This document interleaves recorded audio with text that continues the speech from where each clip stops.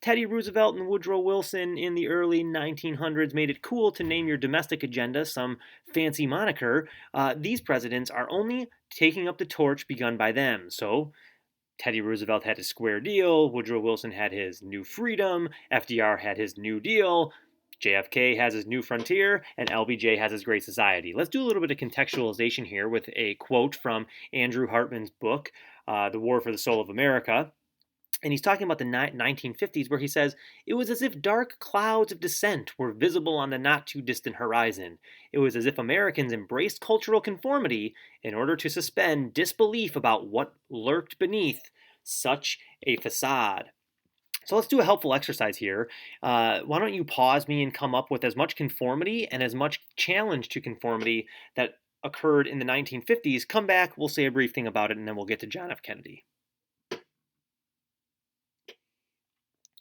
Okay, so hopefully you had something in the conformity box about the nuclear family, suburbanization, Interstate Highway Act, McDonald's, car culture, TV, things like that. Challenges to conformity, however, you had women becoming increasingly upset about the role they were playing in society, a budding Black American civil rights movement, beatnik writers, rock and roll, teenagers, and so on and so on. So basically, what we're arguing here, and what Hartman argues in this quote, is that even though on the surface America seemed to be this vastly conformist society, actually, if you look underneath, that's not how it was. This isn't the first time that America has suffered from this sort of phenomenon, and it certainly will not be the last. So the 1950s end with a presidential election that pits two stars of their party against one another. Richard Nixon on the right, blowing his nose in the middle of a presidential debate, and John F. Kennedy pictured on the left. Richard Nixon was Dwight D. Eisenhower's vice president throughout much of the 1950s, and John F. Kennedy was a rising celebrity star, a World War II veteran,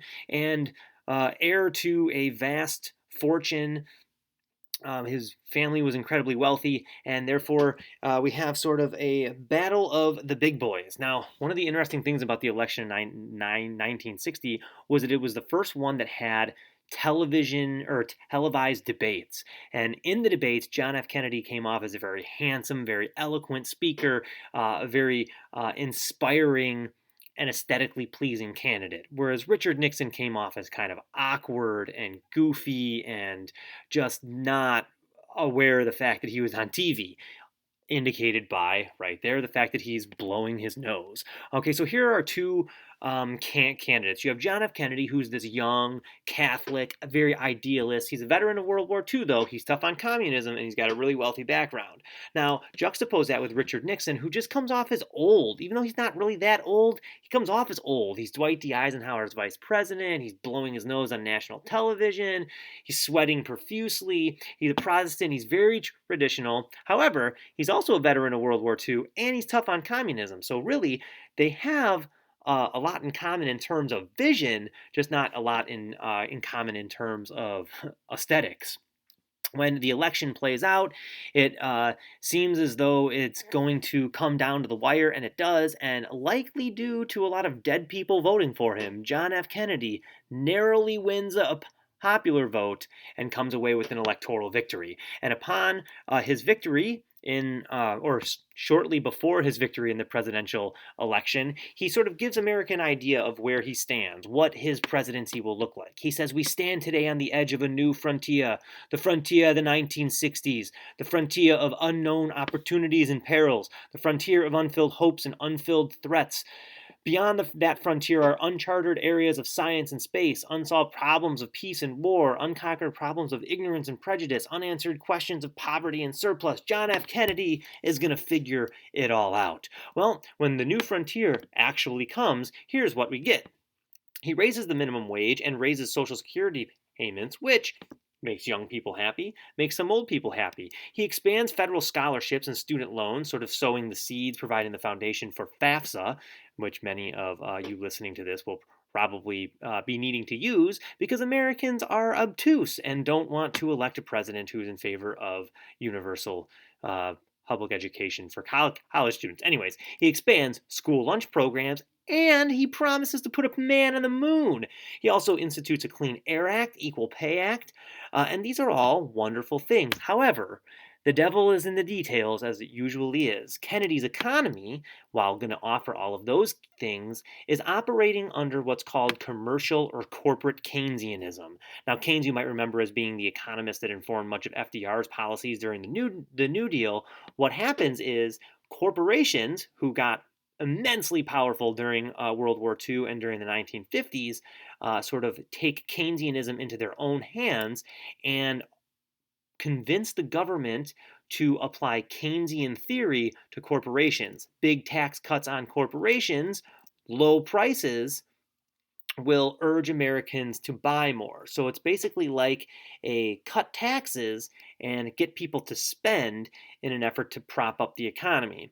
It's almost like we've heard that one before, and it's going to sow the seeds for another round of trickle down economics in the 1980s. Anyways, during this there's few incentives for companies to stay in America, which means if they want to make a greater profit, no. Anyways, John F. Kennedy is in the middle of trying to do this. He's managing the increasing war in Vietnam, the civil rights movement, and trying to figure all of this out while also sleeping with people that he probably shouldn't and getting himself deep in with the CIA. And then all of a sudden, he decides to take a car ride in Dallas, Texas, November 1963.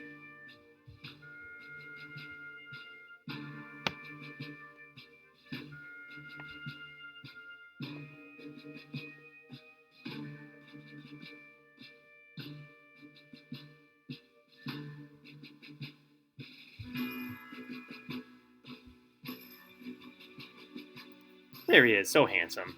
And his wife, Jackie Kennedy.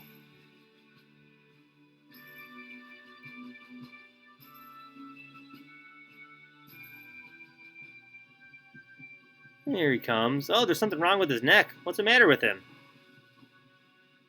Oh my god!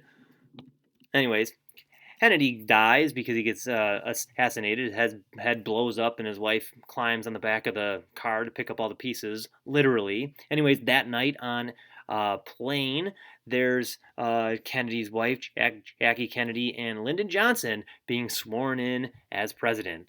A funny side note about Lyndon Johnson, he didn't like the Kennedy family. He once said that the Kennedys were so stupid they couldn't pour piss out of a boot with instructions written on the bottom, which is quite the insult. Nevertheless, when he becomes the president, LBJ that is, he has no choice but to sort of carry the torch of this now martyred Kennedy. And he carries it right in to a policy bundle that he will call the Great Society. He says, we are going to assemble the best thought and broadest knowledge from all over the world to find these answers. I intend to establish working groups to prepare a series of conferences and meetings on the cities, on natural beauty, on the quality of education, and on other emerging challenges. From these studies, we will begin to set our course toward the Great Society. And so his Great Society is a set of government programs aimed at fixing persisting social problems. It has within it a war on poverty, war on segregation, war on racism, which is a reminder, never go to war with a noun because they always, always win. Anyways, these are things that he's taking aim at solving social issues that supposedly were solved because of 1950s conformity and the civil rights movement that had begun during that decade, but apparently it hadn't. So here's what it's going to try and fix. It wants to fix poverty, so it declares war on it. It institutes a food stamp program. It institutes community action plans. It wants to extend education to poorest Americans. It puts into place Head Start, which is a preschool program for inner city kids who can't afford to send their or can't afford to be sent to preschool because this is a country without mandated or publicly provided preschool.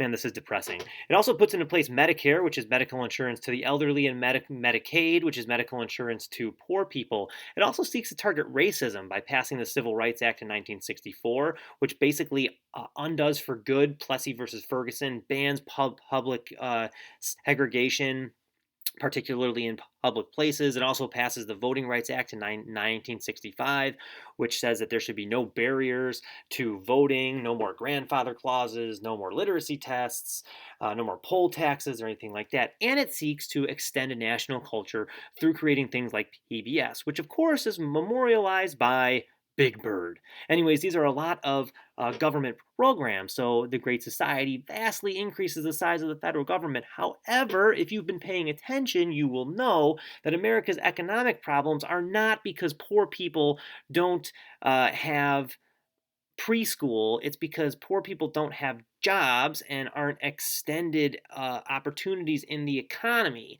So, is this really going to go that far to alleviating the suffering and persistent poverty of black Americans? Spoiler alert, no. Anyways, running high on all these initiatives that he's proposing to put into place, he's going to run for re-election as a Democratic candidate in 1964, and he runs against Barry Goldwater, who is a shocking candidate because he is the Republican type of crazy. He is incredibly conservative, especially on foreign policy, suggesting to go so far as to drop a nuke on China. Well, when he suggests to drop a nuke on the Chinese and Vietnam, that allows Lyndon Johnson to create this campaign ad.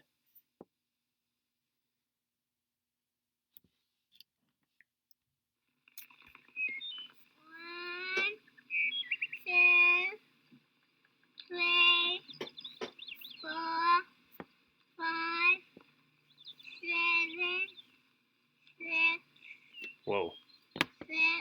Oh. 10, 9,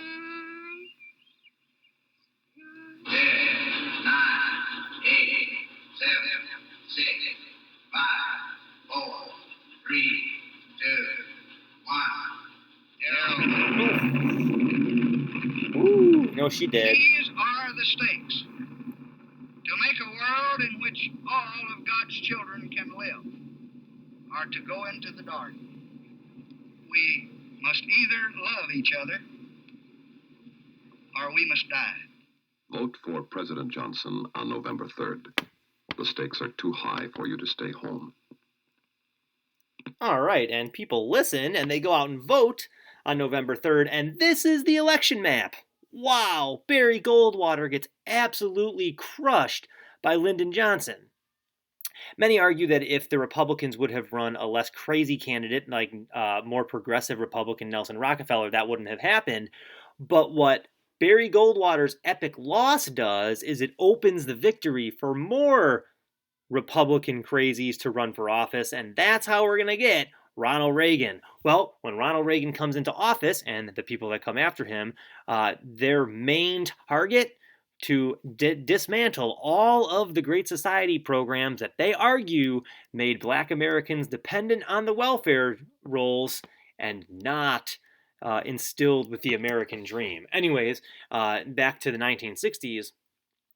LBJ's landslide victory allows him the freedom to put into place his Great Society initiatives that, for the rest of the decade, will sort of define America's effort to fix its persistent inequality and racism issues.